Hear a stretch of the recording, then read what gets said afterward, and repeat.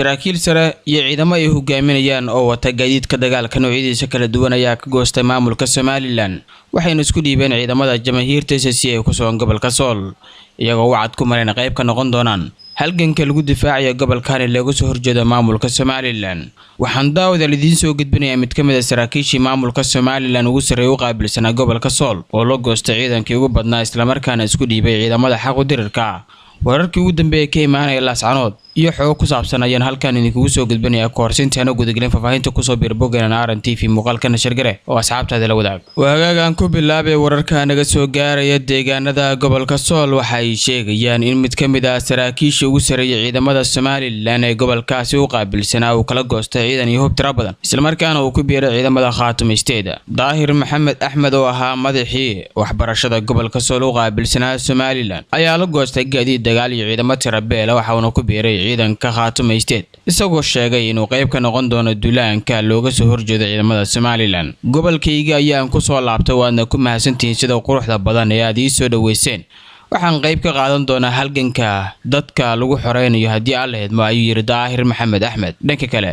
ma jiro wax hadal ka soo baxay dhinaca Somaliland oo kaga jawaabeen gawaarida dagaal iyo ciidamada oo la goostay madaxii waxbarashada gobolka Sool u qaabilsanaa maamulkaasi waxaa soconaya u diyaar garowga dagaal looga soo horjeedo Somaliland sida ay u qorsheeyeen saraakiisha SSC-na ka hor 25 bishan ayaa qorshu yahay in la xoreeyo dhammaan deegaanada Somaliland ay kaga sugan yihiin gobolada Sool Sanaag iyo Cayn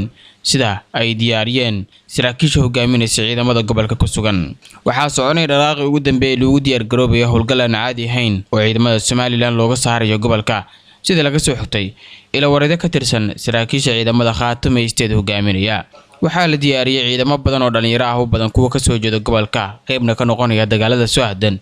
iyadoo ay jiraan ciidamo gurmad uga yimid deegaanada gobolkan ku xiran kuwa oo la magacaabaa Hiil Harti kuna jooga inay garab siiyaan ciidamada SSC oo Somaliland kala saaraan deegaanadan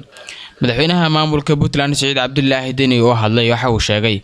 in Puntland qayb ay ka noqonayso dagaalka lagu jiro Somaliland isla markaana ay doonayaan inay Somaliland ka saaraan gobolka inta ku horeysa 25 bishan balse hadalka lama filaanka ee madaxweyne Deni ka soo yeeray waxa uu ahaa markii uu sheegay in golayaasha deegaanada maamulka Puntland la doonayo in Laascanood laga soo doorto